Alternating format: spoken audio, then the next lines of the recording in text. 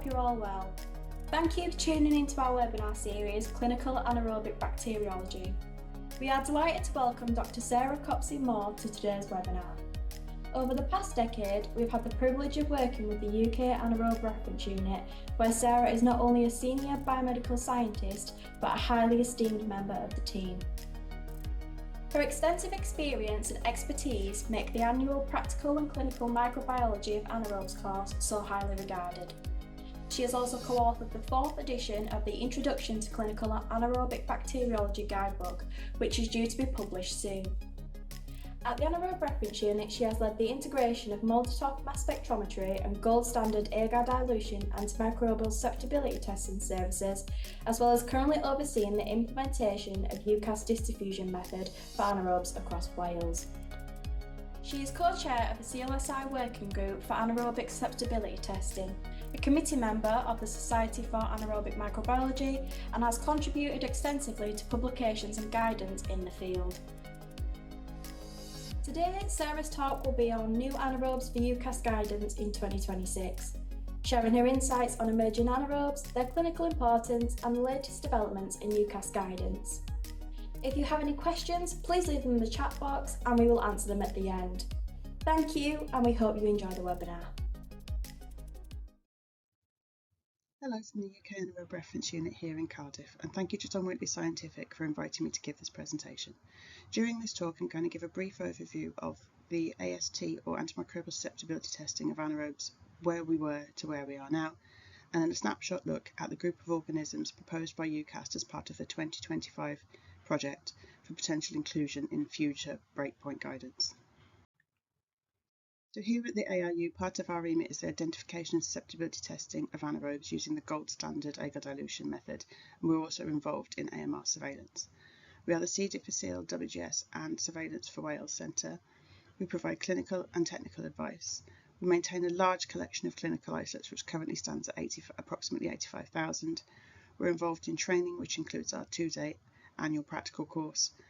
We're also involved in research and development and project evaluations. So AST of anaerobes, brief history, just pre-2022, this is what was available. So dilution methods, agar dilution using the CLS, which was the CLSI recommended gold standard, and broth microdilution, which was only suitable for a small number of organisms which were previously known as B. fragilis group, which is now B. fragilis and related genera only due to changes in nomenclature and taxonomy. Diffusion methods, there was gradient strips which have to be followed in accordance with manufacturer's guidance, and disk diffusion was deemed not a suitable method for anaerobes at this time. So a little bit more about these methods. So agar dilution uses Brucella blood agar. It's the CLSI approved method. It allowed data to be compared across institutions and countries in order to monitor trends in potential increased MIC. It is, however, a labour intensive process and takes time to set up, perform and interpret. Therefore, it's only suitable for high throughput laboratories such as reference labs and large studies. Broth microdilution, there are a number of commercial panels available. They're convenient, have a long shelf life, can be made bespoke to attain to an individual laboratory's needs. However, only really suitable for fast growing anaerobes and only validated at this time for Bacteroides fragilis and related genera. Gradient strips provide accurate MICs. They're simple, they're fairly rapid to do, they have a long shelf life, and there's a wide range of antimicrobials available. They suit occasional use only really because the costs will mount up if they're used in large quantities, and they have to be performed in accordance to manufacturer's guidance, which at this time was Brucella blood agar, which was not commercially available in many countries including the UK. Then there was disk diffusion. This rapid and simple method is the main AST method in most clinical laboratories with regard to testing aerobes. However, at this time it was not advised for anaerobes as there were issues with standardisation and reproducibility. So what changed? Well, during this time period, reports of resistance and publication increased. Also, combined with this, the advent of multi-drug resistance combined with a lot of laboratories being able to now identify their anaerobes using MALDI-TOF MS increased awareness of anaerobes in general. Here at the ARU we also performed some surveillance. We compared a group of Bacteroides we acquired in 2000 to those that we collected from across the UK in 2016 and saw an overall increase in reduced susceptibility. As part of our ongoing surveillance, we are hoping to run this study again in 2026 in order to see what has changed in the previous 10 years. So what happened as a result of all this? Well, the result was we managed to identify a suitable media in the form of 5% fastidious anaerobe agar. This diffusion had the potential to be a reliable, reproducible, cost-effective method for AST of anaerobes. However, species-specific breakpoints were only selected for a small number of fast-growing anaerobes at this time. Publications were made available, as were documents on the EUCAST website pertaining to QC data and also an additional reading guide. A review of anaerobe breakpoints is currently ongoing as more data is collected, and also there was the potential for expansion to other anaerobes to make this method more robust. So the EUCAST guidance that is available. The anaerobic guidance forms part of the general guidance with regard to the clinical breakpoint documentation, the QC information, and where there are no breakpoints available. There is, however, specific reference documents for anaerobes with regard to the diffusion methodology, and also a reading guide is available. So what do we currently have? Well, the boxes highlighted here in pink show what we have. There's either a zone diameter or an MIC breakpoint available as of 2025. Many agents are covered across this group of organisms. However, there are still some gaps. So what was the plan?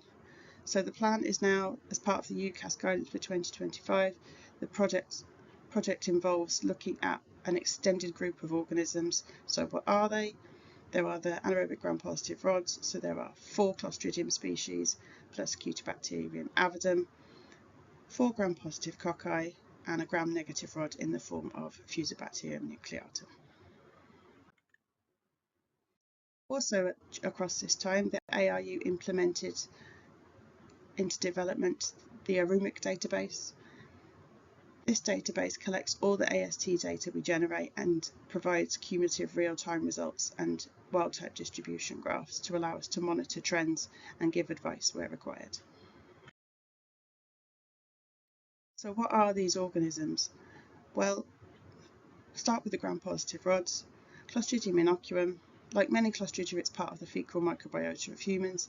Therefore, it's generally an opportunistic pathogen which takes hold as part of trauma or GI disruption. It's commonly found in those with existing comorbidities such as immunocompromised and hospitalised IBD patients.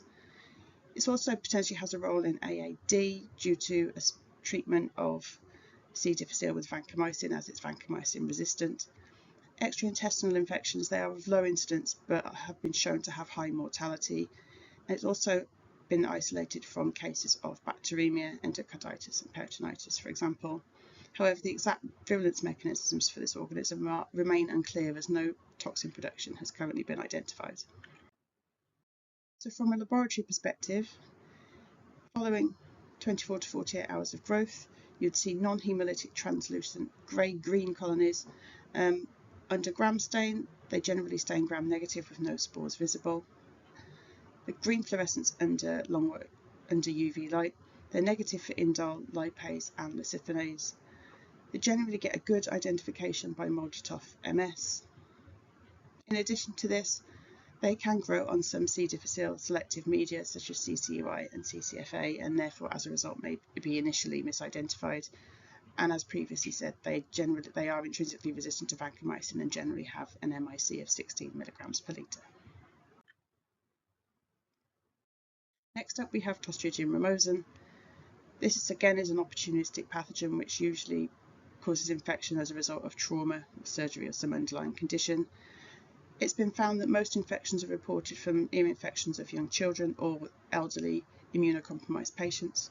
It's been isolated from a range of conditions such as bacteremia, septic arthritis, otitis media, endocarditis, soft tissue infection, and also bacteremia immunocompromised has proven to have significant mortality.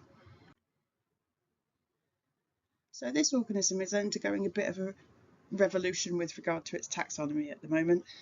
Until recently it had been renamed Thomas Clovelia ramosa. This does remain a valid synonym, however the taxonomy for this organism is currently on hold. You may see papers or publications which state this as the current name for this organism. Some papers also refer to it by other names, but these are not validly published. From a laboratory point of view, it's seen as a non-hemolytic small shiny grey spherical colonies after 24 to 48 hours of incubation, which become more raised and more like a fried egg with a paler outer edge in older cultures. Also in older cultures, acid production is seen on blood-based agar, which gives the agar a brown chocolate-like appearance, which is enhanced by oxygen exposure. Again, these organisms often stain gram variable, gram negative, often with no spores visible. They're biosensitive, indole negative, and generally give good identification with regard to MALDI-TOF MS.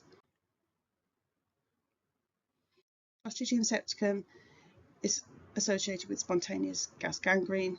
It's often a sudden and fatal infection, often seen in those with hematologic disease, most commonly isolated from blood cultures, where bacteremia has a high association with malignancy, most frequently of the colon. However, it has been reported in patients with both breast and hepatic malignancies.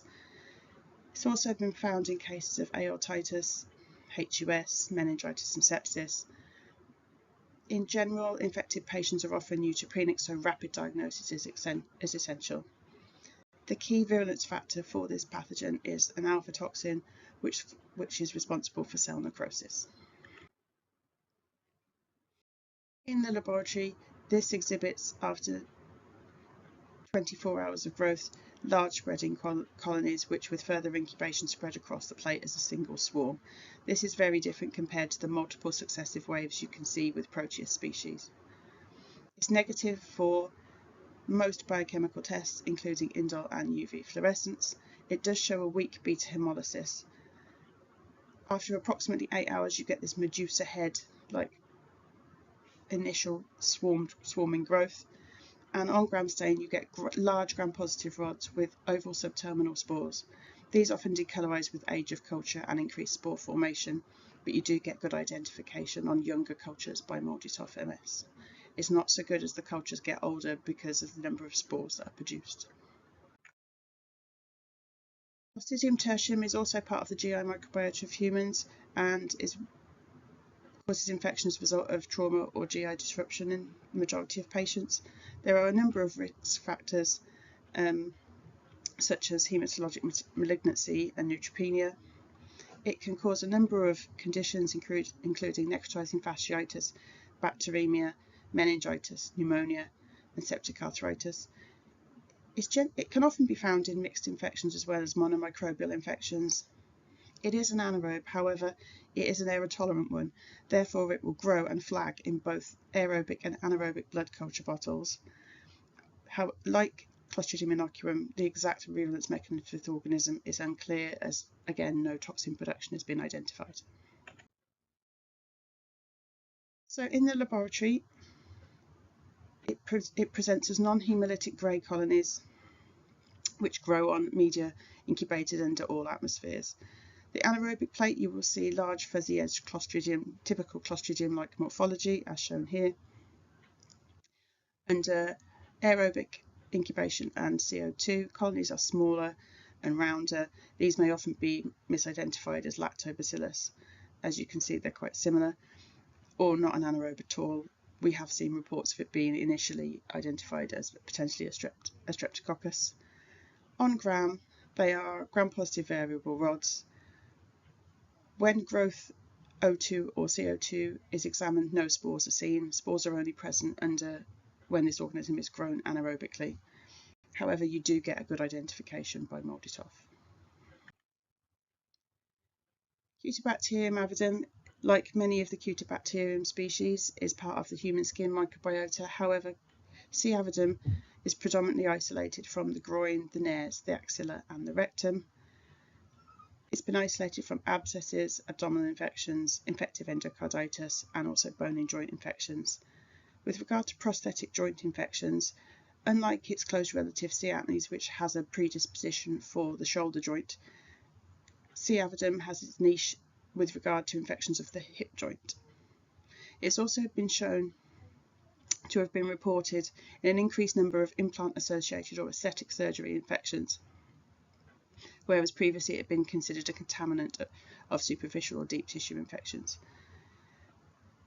The increase is potentially associated with its ability to be a strong biofilm former in comparison to C. acnes. In the laboratory, it is an anaerobic organism, but it does exhibit aerotolerance, so may creep through and heavy inoculum. Large zones of beta hemolysis are seen compared to C. acnes. It's also a slightly different colour, whereas C. acnes is white cream. C. avidum tends to be cream to tan in colour. However, both exhibit the typical pleomorphic short club-shaped non-sporing gram-positive rod you would expect. It's intrinsically resistant to metronidazole. Identification by MALDI-TOF can be variable, dependent on the strain you have and the method you're using. It's catalase positive, escalin positive, and indole negative. Moving on to the gram-positive cocci. First, we have Feingoldsia magna. This is a common member of the skin and GI tract microbiota. It's often isolated in pure culture, unlike many gram-positive anaerobic cocci, and it also is commonly associated with Staph aureus infection. It's been isolated from diabetic foot infection, necrotizing fasciitis, endocarditis, bone and joint infections, otitis media, meningitis, sepsis, among others. With regard to bone and joint infections and endocarditis, it's been isolated from both native and prosthetic joint infections. It is the most virulent of the gram-positive anaerobic cocci. It has a high pathogenic potential, and a number of virulence factors have been identified for this organism. So in the laboratory, it's often associated from orthopaedic samples following enrichment. It initially presents as small grey round colonies, and over time a pale grey centre develops. On gram stain, they are large gram-positive cocci in clusters which are significantly bigger than you would expect to see for Staphylococcus species. It's SPS dis resistant and no zone is seen. It's negative for indole and UV fluorescence.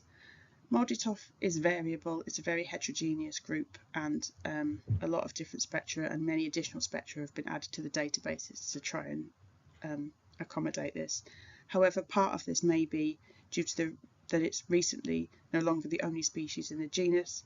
A new species was described in 2024, which as yet has not been incorporated into any of the ID databases, as far as I'm aware. So in contrast to Feingoldsia magna, we now have Parvimonas micra, which is found as the microbiota of multiple sites. It's often associated with polymicrobial infections, which include both aerobes and anaerobes of the head and neck, soft tissue, and has also been isolated from bone. Monomicrobial infection has been reported, for example, in ENT patients. It's also commonly associated with osteomyelitis, and pleural empyema and pneumonia is quite commonly isolated from pleural fluids. Risk factors include malignancy, diabetes, and surgery. So this grows as tiny white colonies which have variable morphology. Over time you can get big and small colonies. It is all the same thing, and some of which may be surrounded by a small milky halo. It's a tiny gram-positive coccus compared to Staph aureus and is often found in chains and clusters. This is SPS dis variable and is indole negative. Identification for MALDI-TOF is good. When you get a good score, that's great, but if you don't get a good score, that may also be due to the fact that, like Feingoldsia magna, P. micro is also no longer alone and has been joined by Parvimonas parva, which was identified in 2021. This species is also potentially not in any identification databases as at this present time. Next up is Peptoniphelus species. These are found as part of the human microbiota of the female GU tract and GI. Again, it's often identified as an opportunistic pathogen, found as part of polymicrobial infections. However, monomicrobial infections have been reported. It's involved in infections including septic arthritis, soft tissue infections, bone and joint, pneumonia and sepsis, the immunocompromised and those with comorbidities such as diabetes are most at risk. So there are 22 currently valid species of Peptoniphelus species, 17 of which have been identified as from human origin. The most commonly isolated species are P. harrii, P. indolicus, P. asacrolyticus and P. lacrymatolis, as shown below. They produce small non-hemolytic pale grey to cream round colonies, and the actual morphology can vary between species as the pictures below show. On gram you get irregular gram-positive cocci that can be seen sometimes in chains or tetrads or even small clusters. They're indole variable and are generally resistant to the SPS disc. As a result of them being such a variable genus, identification by MALDI-TOF is variable. Some species can be identified to species level, some to genus level, or some have no identification possible.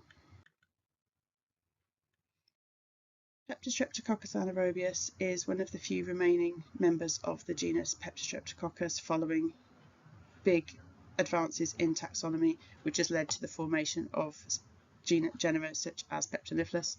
It's part of the GI tract and female GU microbiota, and it's mainly isolated as part of polymicrobial infections. However, when monomicrobial infection is seen, it can be from cases of endocarditis, both native and prosthetic. The majority of infections with this particular organism are associated with below the waistline infections. In comparison, its very similar relative, Peptostreptococcus stomatis, which is part of the oral microbiota, is generally isolated from above the waistline. However, this is not absolute in any way. P. anaerobius is generally isolated from lower extremity skin and ulcer infections, bacteremia, and bone and joint infections. It also potentially has a role in the exacerbation of colorectal cancer. In the laboratory, these are seen as non-hemolytic opaque cream colonies, which again develop a pale grey edge with increased incubation. They have a very typical plasticine type odour. They're gram-positive cocci, which can appear slightly ovoid on gram stain, which appear in small clusters or short chains. It is very similar to P. stomatis, however, it can be differentiated by SPS disc, where it is susceptible, is indole negative, and proline aryl amidase positive. These tests allow its differentiation from P. stomatis. Identification by MALDI-TOF tends to be good for P. anaerobius, but you may need to check the phenotypics to confirm, as sometimes P. stomatis is not necessarily well represented in the current ID databases. Last but not least, the gram-negative rods and Fusobacterium nucleatum, which is part of the human oral microbiota. It's been isolated from a wide spectrum of human disease. With regard to oral infections, it's deemed significant in dental infections, as it's one of the first to become established in biofilms, resulting in cases of periodontitis, gingivitis and tonsillitis. It's also associated with cases of Lemierre syndrome. Head and neck-wise, it's associated with chronic sinusitis and has been isolated from brain abscess. It's also associated with adverse pregnancy outcomes and is one of the most prevalent species implicated in these conditions, such as choroamnionitis, preterm birth, neonatal sepsis. From the GI tract, it's been isolated from cases of appendicitis and has an association with IBD and colorectal cancer. In addition to this, it's also isolated from bacteremia, endocarditis, osteomyelitis, multiple sites for abscess, endocarditis and UTI. Links have been shown to potential head and neck, esophageal, cervical and gastric cancer, and also potential role in cardiovascular disease. It's a very heterogeneous species, and until recently there were 5 proposed subspecies which have recently been revised, and as of the 1st of October this is where the taxonomy currently stands. However, it may still be subject to further change. So in the laboratory, what you will see after probably 48 to 72 hours of growth is you can see variable colony morphology varying from small grey-green breadcrumb-like colonies to larger, shiny, translucent colonies which may or may not show some white flecking. Upon gram, it's a slender pointed javelin shaped GNR. The colony and gram morphologies are very, very distinctive from that of Ephinocrophrum. However, it does also display green UV fluorescence, is indole positive and biosusceptible, and some strains have been reported to produce a beta-lactamase. So that was our whirlwind tour of anaerobe AST and what may be coming your way.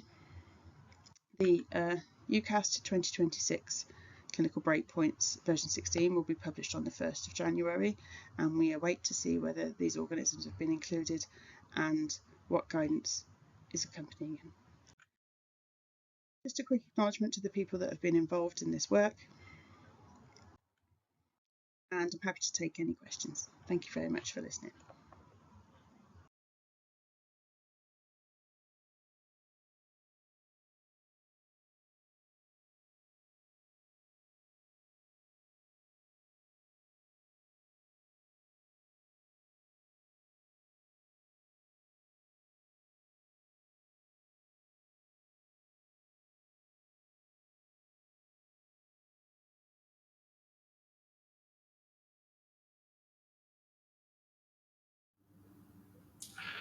Hello everyone, thank you for joining our webinar today, and especially thanks to Sarah for an excellent presentation there. It's a topic that's close to our hearts in the Don Whitley Scientific Lab, and it's great to have all these updates in one place. You could look around and find them, but you've done a really nice job of summarising them all for us, I would say.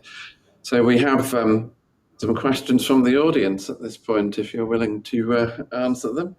Well, I have one of my own to start with, because you've given us a really nice overview of the various anaerobes on which there's work being done to characterise their susceptibility, and they may be available in the version 16 EUCAST guidelines. You said in your coming soon section that we'd wait and see. So do you have any more of an update about which of these might definitely be in the new guidelines? Will they all be there? Is the work complete?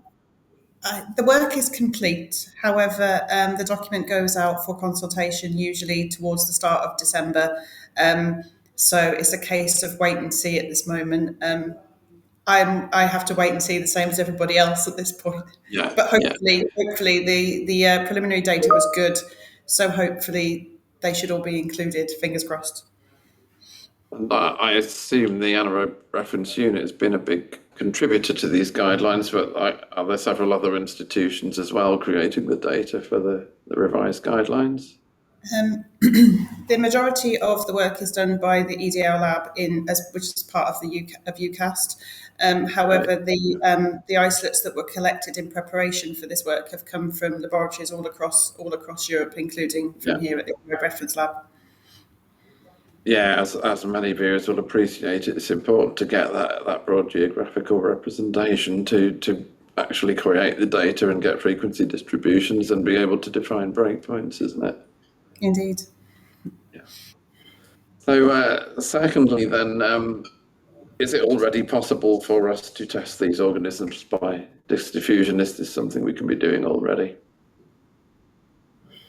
Not as yet, because there is no guidance of how to interpret the results you would get. So at the moment, the advice would be to continue to test the ones that are already available. They are a limited option, and be prepared that hopefully you will be able to test more from the start of January. Okay, yeah, thank you. That makes sense. A similar note, I suppose.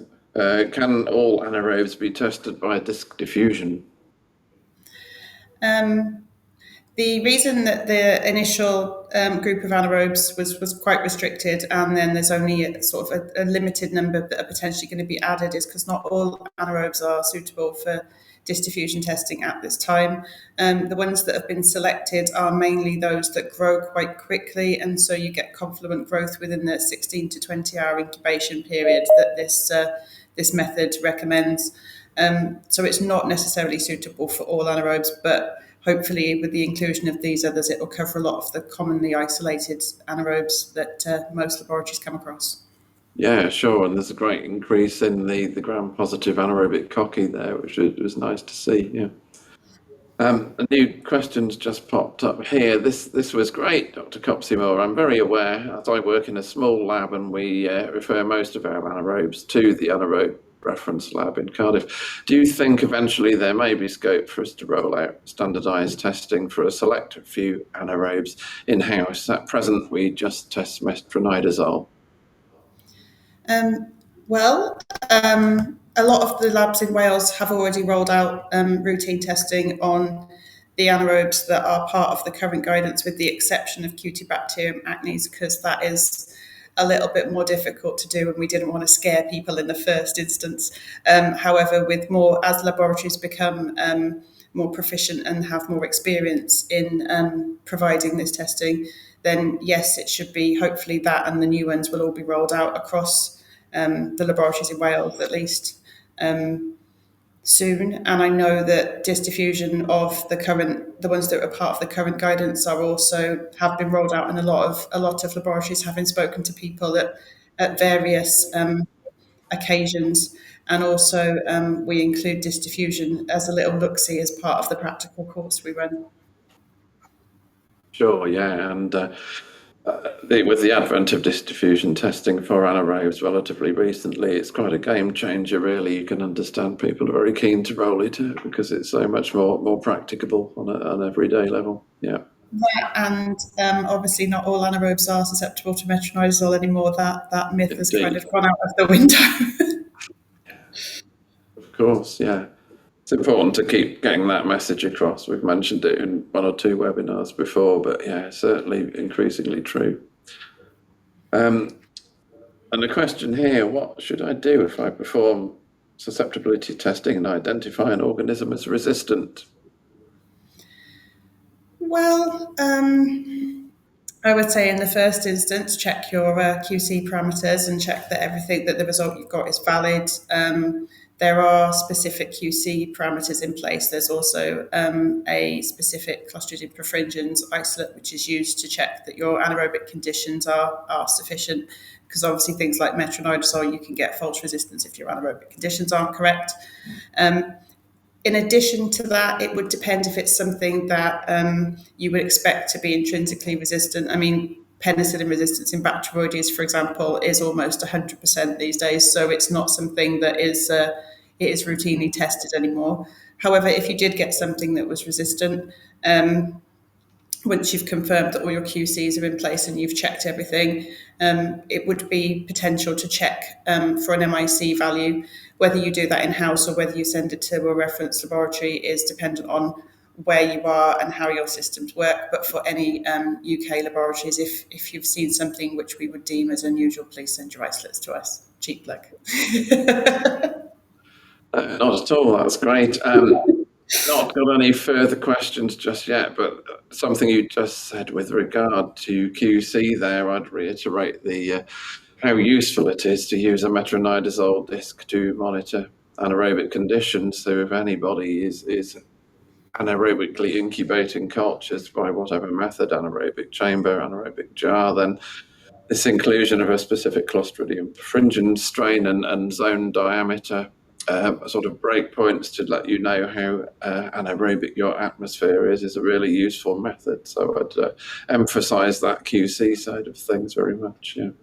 It is very useful, and it is something that EUCAST are starting to pick up on, because obviously you've got a quantitative measure rather than my indicator was okay, for example, and also just to be aware, it is a specific, slightly less error tolerant strain of Clostridium perfringens. Sadly, you just can't use the one you would routinely have in the lab for, say, example, the rest of your QCs for disk diffusion. Absolutely.